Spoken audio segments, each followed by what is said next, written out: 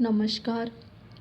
आज हम कुरुक्षेत्र का तृतीय सर्ग शुरू करेंगे। इससे पहले हमने द्वितीय सर्ग अपना पूरा का पूरा समाप्त कर लिया है और आज हम इसका करेंगे तृतीय सर्ग शुरू। ठीक है, जैसे कि पिछली वीडियो में ये आपने देखा है कि जो भीष्म पितामह के पास युधिष्ठिर आते हैं अपने मन का पश्चाताप लेकर, ग्लानि से उनका मन भरा हुआ है और बाद में जब वो भीष्म पितामह के पास आते हैं तो वो उनको समझाते हैं कि तुम ही अकेले युद्ध का कारण नहीं थे, बहुत सी और भी परिस्थितियाँ थी जिस कारण उनको ये युद्ध हुआ है महाभारत का। अब देखो ये जो आपका तृतीय सर्ग है इसमें उन्होंने समता की बात की है। ठीक है, कि समता होनी चाहिए, ये सारी चीज़ें यहाँ पर बात की है। आप पढ़ोगे तो आपको पता चल जाएगा। अभी मैं शुरू करती हूँ जी तृतीय सर्ग। पहला स्टांजा है, समर निंद्य है धर्मराज। समर अर्थात युद्ध, पर कहो शांति वह क्या है जो अनिति पर स्थित होकर भी बनी हुई सरला है। यहाँ पर क्या है, जो भीष्म पितामह है वो युधिष्ठिर को यहाँ पर समझाते हुए कहते हैं कि अनिति और अत्याचार को चुपचाप स्वीकार कर लेने और शांति की कामना करने की जो प्रवृत्ति है वह निंदनीय है, क्योंकि इससे समाज में क्या बढ़ता है, अनाचार बढ़ेगा। तो ये अकल्याणकारी प्रवृत्ति है। यहाँ पर उन्होंने युद्ध और शांति की तुलना करते हुए युद्ध के कारणों पर ही प्रकाश डाला है। देखो तो कह रहे हैं समर निंद्य है धर्मराज। समर अर्थात युद्ध, निंद्य अर्थात निंदा के योग्य है धर्मराज युधिष्ठिर के। भीष्म पितामह युधिष्ठिर से कहते हैं कि यदि युद्ध निंदा के योग्य है तो अगर तुम ये मानते हैं कि युद्ध नहीं होना चाहिए, ये निंदा का विषय है, पर कहो शांति वे क्या है, तो बताओ वह शांति कैसी है जो क्या है, जो अनिति पर स्थित होगा। नीति अर्थात जो अन्याय है, जो अन्याय या अनाचार पर आधारित होकर भी बनी हुई सरला है। सरला अर्थात बलि भांति, जो बलि भांति बनी हुई है, अर्थात कि जो केवल शांति का आडंबर रचे हुए है। क्या तुम इसे वास्तविक शांति समझते हो? अनिति और अत्याचार को मौन भाव से स्वीकार कर लेना और बनावटी शांति का मुखौटा पहन लेना ही क्या वास्तविक शांति हो? तुम जरा ये बात बताओ। नेक्स्ट देखो,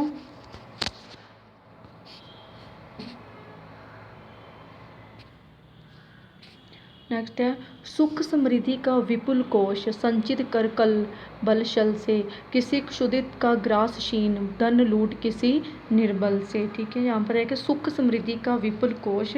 तो यहाँ पर युधिष्ठिर को संबोधित करते हुए भीष्म पितामह कहते हैं कि सुख समृद्धि का विपुल कोश। सुख समृद्धि अर्थात जो धन संपत्ति होती है, विपुल अर्थात बारी या अत्याधिक। ठीक है, बहुत सारा, कोश अर्थात खजाना, संचित कर कल बल शल से। ठीक है, संचित करना अर्थात इकट्ठा करना, कल अर्थात सुख चैन से, शल करना अर्थात धोखा करना, बल अर्थात अपनी शक्ति से। तो यहाँ पर जो भीष्म पितामह है वो कहते हैं कि इस प्रकार को आडंबरपूर्ण शांति से, सुख से अर्थात बिना किसी मेहनत के, बल से और धोखे से सुख और संपत्ति का बाहरी खजाना इकट्ठा करके किसी क्षुधित का ग्रासहीन, क्षुधित अर्थात जो भूखा है, ठीक है, ग्रासहीन अर्थात उसके खाने पीने की जो वस्तुएं हैं वो छीन कर धन लूट किसी निर्बल से। निर्बल अर्थात जो शक्तिहीन है, कमज़ोर है, कि किसी भूखे व्यक्ति के मुंह से टुकड़ा छीन कर और किसी निर्बल का धन लूट कर अपना भौतिक विस्तार बढ़ाता है। सभी प्रकार के जो अच्छे बुरे कर्म तथा छल कपट से यदि किसी कमज़ोर की संपत्ति लूट कर शांति स्थापित कर ली जाए तो वह शांति भी क्या है, निंदनीय ही होगी, वह प्रशंसा योग्य नहीं होगी। ठीक है, नेक्स्ट आता है, यहाँ पर क्या है कि भीष्म पितामह ने अपने कथन के माध्यम से जो अमानवीय कृत्य है, ठीक है, उनकी निंदा की है और मानववाद की प्रतिष्ठा की है। नेक्स्ट है, सब समेट पर हैरी बिठलाकर कहती कुछ मत बोलो, शांति सुधा बह रही ना इसमें गर्ल कांति का गोलो। यहाँ पर क्या है कि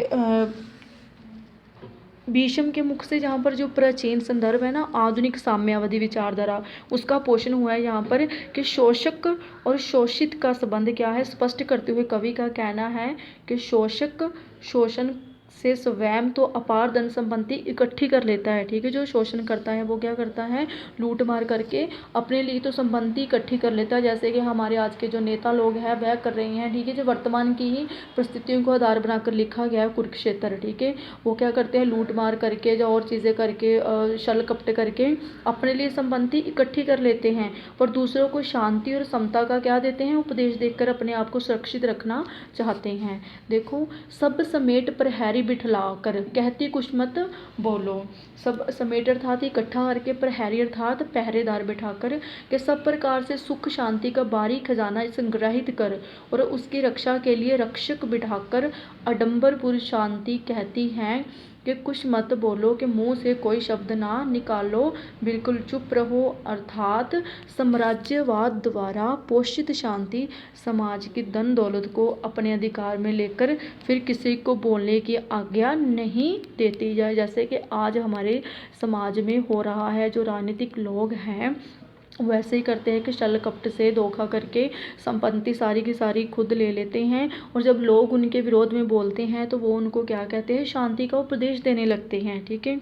शांति सुधा बह रही ना इसमें गर्ल कांति का गोलो, और वह कहते हैं कि उसे चुप करा दिया जाता है, और कहते हैं कि चारों ओर शांति का सुधा अर्थात शांति सुधा अर्थात अमृत, के चारों ओर शांति का अमृत बह रहा है, अर्थात सब और शांति सुतपन सुख छाया हुआ है। इसमें गर्ल कांति का ना गोलो, कांति अर्थात परिवर्तन का, और गर्ल अर्थात जहर के विरोध की बातें करके क्रांति या परिवर्तन का जहर फैलाना उचित नहीं है। अधिकार और आवश्यकता की बातें कर शांति व सुखपूर्ण स्थिति में अवरोधक ना बनो। इस प्रकार की जो बातें हैं वो करते हैं, जो आडंबरपूर्ण शांति है, आडंबर अर्थात जो दिखावे वाली शांति है, बहुत सारी चीज़ें कहती हैं। नेक्स्ट देखो, हिलो डुलो मत हृदय रक्त अपना मुझको पीने दो, अचल रहे साम्राज्य शांति का जियो और जीने दो। यहाँ पर क्या है कि कवि ने व्यंग्यात्मक स्वर में समाज में जो व्यापत विषमता है उसका क्या किया है, चित्रांकन किया है। कि साम्राज्यवादी व्यवस्था के जो पोषक होते हैं, ठीक है, जो राजनीतिक दल है या नेता हैं, वो क्या है, उनको यहाँ पर पोषक कहा गया है। अनाचार के मार्ग पर बढ़ते हुए स्वयं तो शोषण करते हैं, पर साथ ही क्या करते हैं, शांति की दुहाई भी देते हैं, ठीक है। आपने देखा होगा कि यही होता है हमारे समाज में, कि वो जो राजनीतिक पार्टी हैं जो आडंबरपूर्ण शांति का जो दिखावा करते हैं, वो लोग क्या करते हैं, खुद तो अनाचार के मार्ग पर चलते हैं, लेकिन दूसरों को क्या कहते हैं कि तो आप शांति बनाए रखो, ठीक है, अपने हकों के लिए लड़ो ही मत, ऐसी बातें वह फिर करते हैं।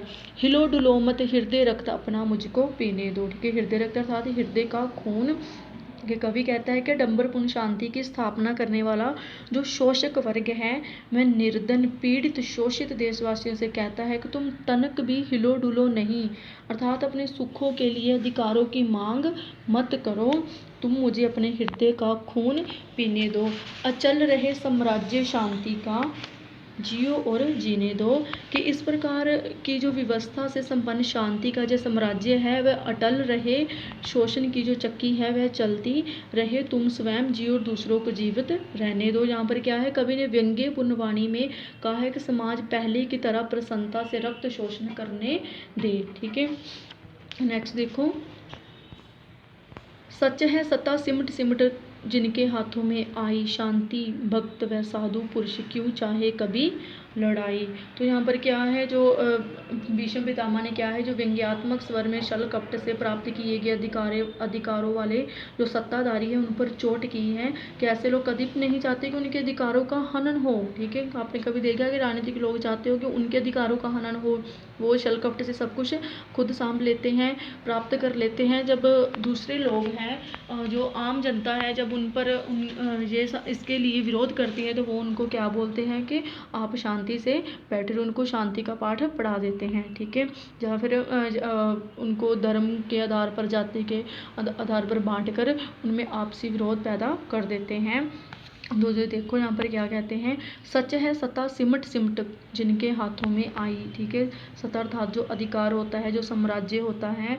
तो यहाँ पर जो भीष्म पितामह वो कहते हैं कि हे युधिष्ठिर, निसंकोच कहा जा सकता है कि जिन आडंबरपुर शांति के उपासकों के हाथ में जो सत्ता है सिमट सिमट कर आई है, वह लोग शांति भक्त व साधु पुरुष क्यों चाहे कभी लड़ाई के, वह लोग भला लड़ाई की इच्छा क्यों करेंगे, अर्थात वे किसी भी अवस्था में लड़ाई का पक्ष नहीं लेंगे, क्योंकि वे जानते हैं कि लड़ाई छिड़ जाने से जो उनकी सत्ता है वो डगमगा उठेगी, वे अपनी पूंजी से हाथ धो बैठेंगे। इसीलिए वे सदा शांति की बातें करते रहते हैं, युद्ध से क्या है बचना चाहते हैं। यहाँ पर क्या है कि कवि ने जो शोषक है वो सदा ही झूठी शांति स्थापित करने का प्रयास करते हैं, जबकि जो शोषित है अपनी मुक्ति में अधिकारों हेतु तो क्या करते हैं, द्रोहात्मक बातें सोचते हैं। ठीक है, ध्यान आता है सुख का सम्यक रूप विभाजन, जहाँ नीति से न्याय से संभव नहीं, अशांति दबी हो जहाँ खंग के भय से।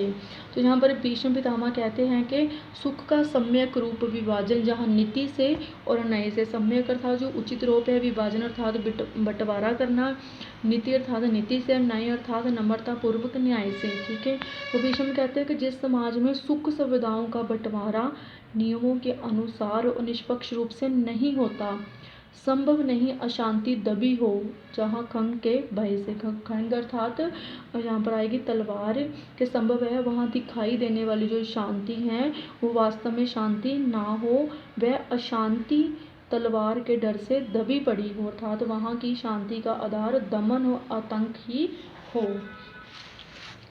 नेक्स्ट देखो,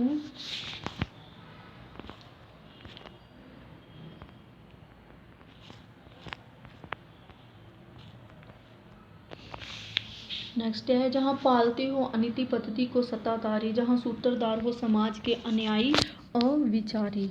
तो यहाँ पर जो भीष्म पितामह हैं वो अन्यायपूर्ण शासन के प्रति बातें करते हुए कहते हैं कि जहाँ पालते हो अनीति पद्धति को सत्ताचारी। ठीक है, नीति पद्धति क्या, जो नियम के विरुद्ध होता है, जो अन्याय का शासन होता है। ठीक है, जो अन्याय हो उसके बारे में बोल रहे हैं। सत्ताधारी अर्थात जो हमारे शासक लोग हैं।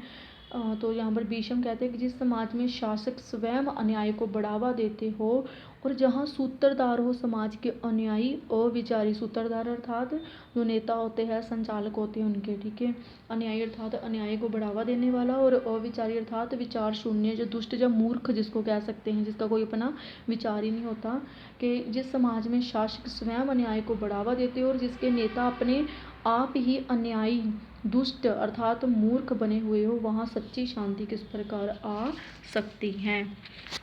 नेक्स्ट है नीति युक्त प्रस्ताव संधि के, जहाँ न आदर पाएं, जहाँ सत्य कहने वालों के शीश उतारे जाए। यहाँ पर क्या है, तो जो भीष्म पितामह हैं यहाँ पर क्या कहते हैं कि जो वास्तविक शांति के जो पथ के अवरोधों की ओर यहाँ पर संकेत किया है।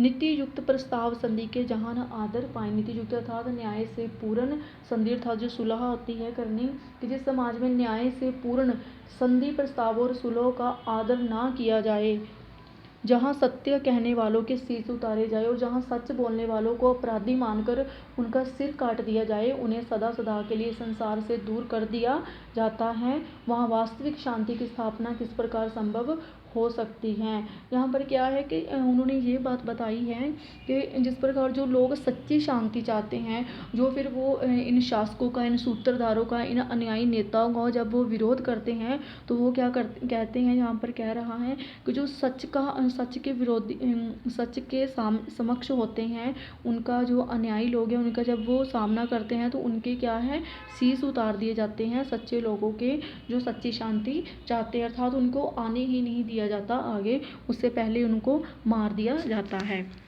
नेक्स्ट देखो, जहाँ खड़ग बल एकमात्र आधार बने, शासन का दबे क्रोध से भभक रहा हो हृदय जहाँ जन जन का। तो यहाँ पर क्या है, जो भीष्म पितामह वो कहते हैं कि जहाँ खड़ग बल एकमात्र आधार बने, शासक का, खड़ग बल अर्थात जो तलवार की शक्ति होती है, एकमात्र अर्थात केवल एक ही, कि जिस राष्ट्र के शासन का आधार केवल पशु बल या तलवार का बल हो, और जहाँ दबे क्रोध से बबक रहा हो हृदय जन जन का, बबक रहा हो अर्थात तड़प रहा हो, कि जहाँ व्यक्ति का हृदय भावनाओं के कुचल दिए जाने के कारण भीतर ही भीतर जल रहा हो, वहाँ जन असंतोष से उत्पन्न क्रांति अपना प्रभाव अवश्य दिखलाती हैं। अर्थात कि जो साम्राज्यवादी शक्तियाँ उनकी क्रियाकलाप की ओर यहाँ पर संकेत किया गया है। सहते सहते अन्याय जहाँ मर रहा मनुज का मन हो, समझ का पुरुष अपने को धिक्कार रहा जन जन हो। यहाँ पर भीष्म पितामह कह रहे हैं कि सहते सहते अन्याय जहाँ मर रहा मनुज का मन हो। सहते सहते अर्थात कि निरंतर सहन करते हुए कि जहाँ निरंतर अनाचार और अन्याय सहते सहते व्यक्ति का मन क्या है, मर रहा हो, अर्थात नाना प्रकार के कष्टों को झेलते हुए मन में अत्याचारों को झेलने की शक्ति जरा भी शेष ना बची हो। समझ का पुरुष अपने को धिक्कार रहा जन जन हो। ठीक है, का पुरुष अर्थात कायर मनुज अर्थात मनुष्य के वहाँ पर क्या है, उसके शौर्य आदि गुण मिट गए हो, और जहाँ व्यक्ति क्या है स्वयं को कायर आदमी समझकर धिक्कार रहा हो, वहाँ व्याप्त बाहरी शांति का क्या औचित्य है। ऐसी शांति क्या है, महत्वहीन है। नेक्स्ट आता है अहंकार के साथ घृणा का जहाँ द्वंद हो जारी, ऊपर शांति तलातल में हो छिटक रही चिंगारी। अहंकार अर्थात जो घमंडी व्यक्ति होते, घृणा अर्थात घृणा करने वाले व्यक्ति।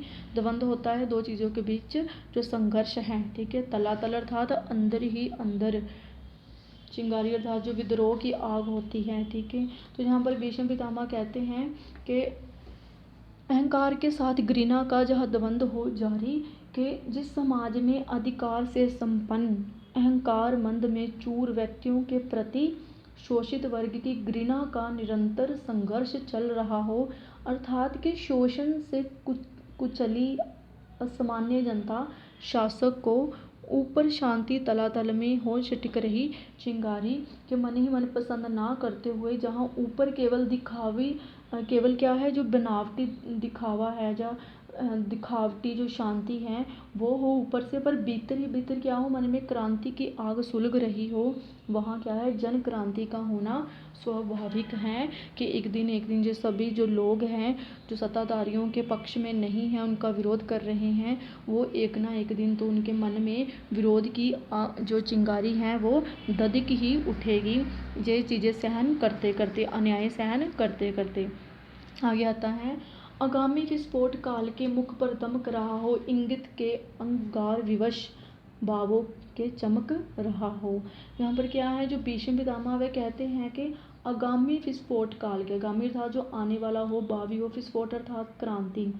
तो भीष्म कहते हैं कि जहाँ समय के मुख पर आने वाला विस्फोट है, दमक रहा हो, अर्थात जन क्रांति के आसार प्रकट होने लगे हो, वहाँ क्या है, इंगित में अंगार विवश भावों के चमक रहे। इंगित अर्थात संकेत करना, इशारा करना।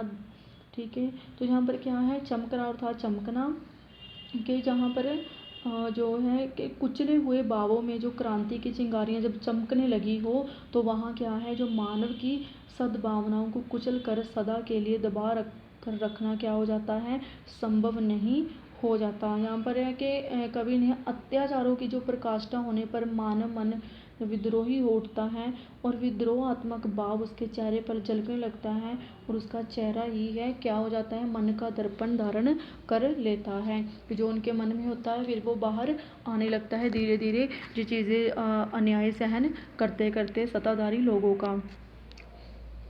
पढ़कर भी संकेत सजग हो, किंतु ना सत्ताधारी दुर्मति और अनल में दे आहुतियाँ बारी बारी। भीष्म पितामह युधिष्ठिर से कहते हैं, पढ़कर भी संकेत सजग हो, किंतु ना सत्ताधारी, कि जब किसी स्थान के शासक प्रजा की ओर से प्रतिक्रिया स्वरूप या साहित्यकारों की लेखनी से संकेत पाकर भी अपने द्वारा किए जाने वाले अत्याचारों और अनाचारों से बाज नहीं आते, बल्कि दुर्मति और अनल में दे आहुतियाँ बारी बारी। दुर्मति अर्थात मंद बुद्धि से या दुष्ट बुद्धि से, अनल अर्थात आग में, बल्कि दुर्बुद्धि के कारण प्रजा की क्रोध अग्नि में अपने बुरे कर्मों रूपी आहुति देते जाते हैं, तरह तरह के शोषण कार्य करते ही चले जाते हैं, और जन जन के मन में व्याप्त जो क्रांति की ज्वाला को और अधिक भड़काते जाते हैं। तो विद्रोह की आग का भड़काने वाले किसे माना जाना चाहिए, प्रजा को या शासक को? युधिष्ठिर इस बात का निर्णय तुम ही करो।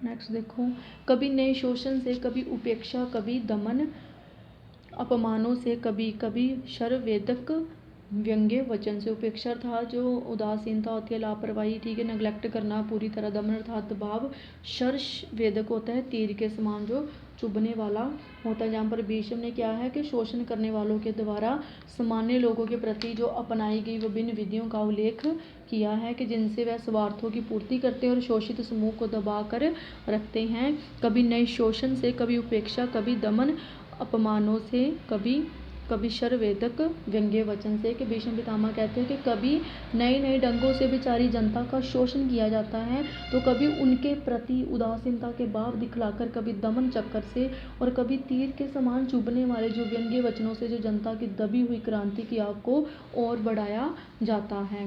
नेक्स्ट देखो, दबे हुए आवेग वहाँ यदि उबल किसी दिन फूटे, समय छोड़ काल बन मानव अन्यायी पर टूटे। तो भीष्म पितामह कहते हैं कि हे युधिष्ठिर, दबे हुए आवेग वहाँ, आवेग होता है जोश होता है, ठीक है, जो क्रोध से भरे हुए भाव होते हैं, उबल किसी दिन फूटे के अत्याचारियों के शोषण और दमन से पीड़ित होकर यदि किसी दिन शोषण जो सामान्य वर्ग का क्रोध है विद्रोह बनकर फूट पड़े और समय छोड़ काल बन मानव अन्यायी पर टूटे, और वह लंबे समय से दबे संयम को छोड़कर मृत्यु का रूप धारण कर अन्यायी शासकों पर टूट पड़े, मौत का तांडव प्रस्तुत कर दे, तो बताओ किसका दोष होगा, शोषकों को का या फिर शोषितों का। यहाँ पर क्या है कि उन्होंने समाज में जो उत्पन्न होने वाली राजनीतिक क्रांति का मूल कारण क्या माना है, अन्याय, अत्याचार और शोषण और साम्राज्यवादी को ही माना है कि जिसके कारण लोग हैं भड़कते हैं या विद्रोह करते हैं, उनका कारण क्या है, राजनीतियों द्वारा किया गया अन्याय और अत्याचार शोषण ही है। कहो कौन दायी होगा उस दारुण जगदहन का, अहंकार या घृणा कौन दोषी होगा उस रण का। तो यहाँ पर भीष्म पितामह कहते हैं कि जब क्रांति का तांडव आरंभ होगा, सभी कुछ लपटों में जलने लगेगा, तो इसका जिम्मेदार कौन होगा। दायी अर्थात जिम्मेदार होना उस दारुण जगदहन का। दारुण क्या होता है, भयानक, जगदहन संसार के नाश का, तो जगत के भयंकर नाश के जो पीछे हैं, जो उसके पोथे हैं, वो कौन होगा। अहंकार या घृणा कौन दोषी होगा उस रण का, कि उस युद्ध का दोषी साम्राज्यवादी के मन में पैदा हुआ अहंकार होगा या सामान्य जनता के मन में उत्पन्न घृणा होगी। यदि विभिन्न कारणों से विश्व युद्ध की आग में जलने लगता है, तो उसका उत्तरदायी कौन होगा। बताओ युधिष्ठिर, इसकी जिम्मेदारी शासकों की होगी या शासितों की होगी। यहाँ पर क्या है कि प्रश्न किया है उन्होंने, और ये संकेत किया है कि शोषण, अन्याय, साम्राज्य और अनाचार आदि क्रांति के मूल कारण हैं, ठीक है, क्रांति इन्हीं के कारण उत्पन्न होती है। तुम व्यसनन हो समझ हुआ जगदह तुम्हारे कर से, सोचो तो क्या अग्नि समर की बरसी थी अंबर से। ठीक है, यहाँ पर क्या है, जो भीष्म पितामह युधिष्ठिर से कहते हैं कि हे युधिष्ठिर, तुम विष्णन हो समझ हुआ जगदह तुम्हारे कर से। विष्णन अर्थात दुखी, जगदह अर्थात संसार का नाश, विध्वंस के महाभारत के युद्ध में होने वाले विध्वंस का अपने आप को कारण मानकर तुम्हारा दुखी होना ठीक नहीं है। तुम स्वयं को महाभारत का सूत्रधार क्यों मान रहे हैं, तुम ये बात क्यों मान रहे हैं कि युद्ध तुम्हारे कारण हुआ है। सोचो तो क्या अग्नि समर की बरसी थी अंबर से। समर की अर्थात युद्ध की, अंबर अर्थात आकाश। पर यह भी सोचने का विषय है कि युद्ध की आग आकाश से तो बरसी नहीं थी, तो फिर ये कैसे संभव हुआ, अर्थात कि महाभारत के युद्ध का तो लोगों के हृदय में प्रतिहिंसा की आग जलने के कारण से ही हुआ है। नेक्स्ट देखो, नेक्स्ट है अथवा अकस्मात मिट्टी से, अर्थात अचानक फूटी थी ये ज्वाला, जब मंत्रों के बल से जन्मी थी ये शिखा कराला। ठीक है, अकस्मात अर्थात अचानक, मिट्टी अर्थात पृथ्वी से, ज्वाला का अर्थ है आग, और जन्मी थी अर्थात पैदा होना, शिखा अर्थात लपट, कराला अर्थात भीषण, भयंकर। कि भीष्म पितामह का कथन है यहाँ पर कि अथवा अकस्मात मिट्टी से फूटी थी ये ज्वाला, के महाभारत का युद्ध अचानक ही किसी कारण से शुरू नहीं हुआ था। युद्ध की आग है वो अचानक ही पृथ्वी के तल को तोड़कर प्रकट नहीं हो गई थी, जब मंत्रों के बल से जन्मी थी ये शिखा कराला, और इस भयंकर विनाशक आग की लपटों को किसी मंत्र बल से भी नहीं उत्पन्न किया गया था। ये तो क्या है, पारस्परिक वैर भाव था जो समय पाकर युद्ध के रूप में प्रकट हो गया था। नेक्स्ट देखो, कुरुक्षेत्र के पूर्व नहीं क्या समर लगा था चलने, प्रतिहिंसा का दीप भयानक हृदय हृदय में बलने।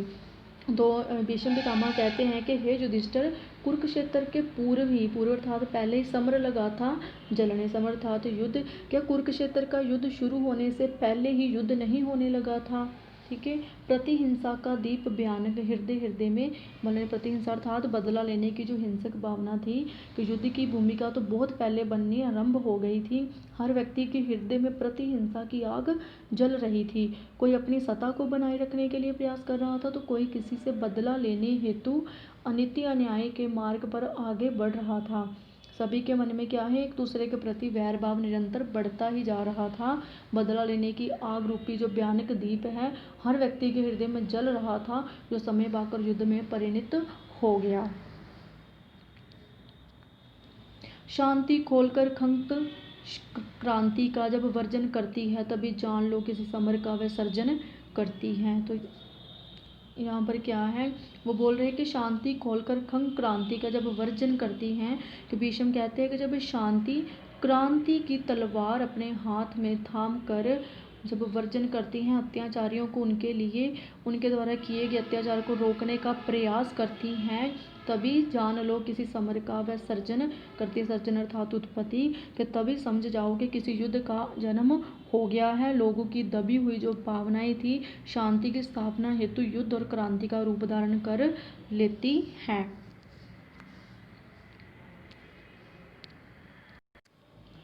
शांति नहीं तब तक जब तक सुख भागना नर का सम हो। समर्थात समान, नहीं किसी को बहुत अधिक हो, नहीं किसी को बहुत कम हो। यहाँ पर क्या है कि साम्यवादी विचारधारा का पोषण किया गया है इस स्टैंजे में, कि शांति नहीं तब तक जब तक सुख भागना नर का सम हो। कि यहाँ पर भीष्म पितामह युधिष्ठिर से कहते हैं कि सच्ची शांति की स्थापना उस समय तक संभव नहीं है संसार में जब तक सुख संपत्ति का आनंद भोगने के लिए हर व्यक्ति के पास समर्थात समान या बराबर अधिकार ना हो। नहीं किसी को बहुत अधिक और नहीं किसी को कम हो, कि समान विभाजन से ही सच्ची शांति की स्थापना हो सकती है। जब तक किसी व्यक्ति के पास बहुत अधिक सुख नहीं होगा और किसी के पास बहुत कम नहीं होगा, तब तक समाज में शांति की स्थापना नहीं हो सकती। यहाँ पर क्या है कि जो कवि ने मार्क्सवादी विचारधारा का यहाँ पर पोषण किया है, और समाजवादी जीवन दर्शन के दौरान जो आर्थिक विषमताएं ही संघर्ष को जन्म देती हैं, इस बात की ओर संकेत किया है। ऐसी शांति राज्य करती है तन पर नहीं हृदय पर, नर के ऊंचे विश्वासों पर, श्रद्धा भक्ति प्रणय पर। यहाँ पर भीष्म कहते हैं कि ऐसी शांति राज्य करती है तन पर नहीं हृदय पर, कि वास्तविक शांति उसे कहते हैं जहाँ अमीर गरीब छोटे बड़े शोषक शोषित में भेद नहीं रहता। ऐसी शांति और व्यवस्था जनता के शरीर की अपेक्षा उसके मन पर राज्य करती है। नर के ऊंचे विश्वासों पर, श्रद्धा भक्ति प्रणय पर, प्रणय अर्थात प्रेम के साथ ही मनुष्य ऊंचे विश्वासों पर, श्रद्धा भक्ति और प्रेम पर भी उसका अधिकार होता है। मानव जीवन में इस प्रकार की शांति ही वास्तविक शांति कही जा सकती है। नेक्स्ट देखो, न्याय शांति का प्रथम न्यास है, जब तक न्याय ना आता कैसा भी हो महल शांति का सुदृढ़ नहीं रह पाता। तो न्याय शांति का पहला आधार है। तो यहाँ पर भीष्म पितामह कह रहे हैं कि इसके अभाव में समाज की जो सच्ची शांति की स्थापना किसी प्रकार से संभव नहीं है। जैसा भी हो महल शांति का सुदृढ़ नहीं रह पाता। सुदृढ़ अर्थात मजबूत, कि जिस प्रकार शांति का महल चाहे कितना भी मजबूत क्यों ना हो, मजबूत नींव की कमी में क्या है वो गिर जाता है। उसी प्रकार शांति भी न्याय की सुदृढ़ नींव पर ही रह सकती हैं। बिना न्याय के चिरस्थायी जो शांति की कल्पना भी नहीं की जा सकती। नेक्स्ट देखो, कृत्रिम शांति सशंक आप अपने से ही डरती है, खंग छोड़ विश्वास किसी का कभी नहीं करती हैं। तो भीष्म कहते हैं कि कृत्रिम अर्थात जो बनावटी होती हैं, दिखावा रूपी होती हैं।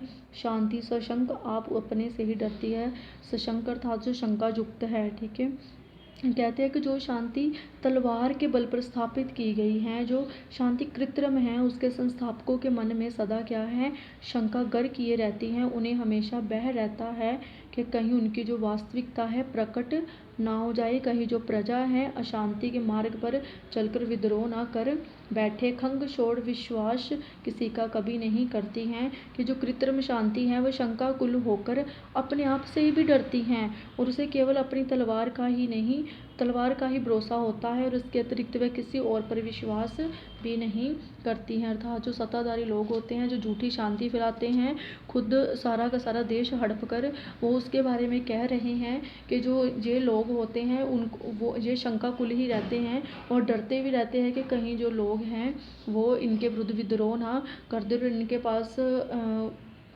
सिर्फ एक भरोसा होता है, अपनी तलवार का ही इनके पास अपना भरोसा रहता है। नेक्स्ट देखो, और जिन्हें इस शांति व्यवस्था में सुख भोग सुलभ हैं उनके लिए शांति ही जीवन सार सिद्धि दुर्लभ है। सुलभ अर्थात जो सरलता से प्राप्त हो, सिद्धि अर्थात सफलता के शस्त्रों के बल पर स्थापित की गई शांति व्यवस्था से तथा कथित क्या है, समृद्ध वर्ग ही संतुष्ट रहता है। समृद्ध अर्थात अमीर वर्ग, जिन्होंने छल कपट से अपनी जो धन में समृद्धि की हो, ये संतुष्ट रहता है।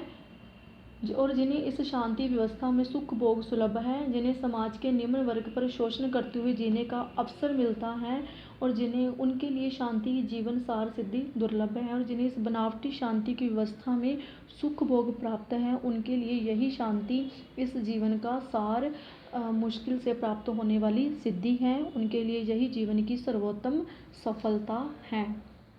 नेक्स्ट देखो, पर जिनकी अस्थियां चबाकर शोणित पीकर तन का जीती है जे शांति दा समझो कुछ उनके मन का। अस्थियां अर्थात हड्डियां, शोणित अर्थात रक्त पीकर के साम्राज्यवादी व्यवस्था में जो पलने वाले शोषकों के द्वारा जन सामान्य पिसता चला जाता है।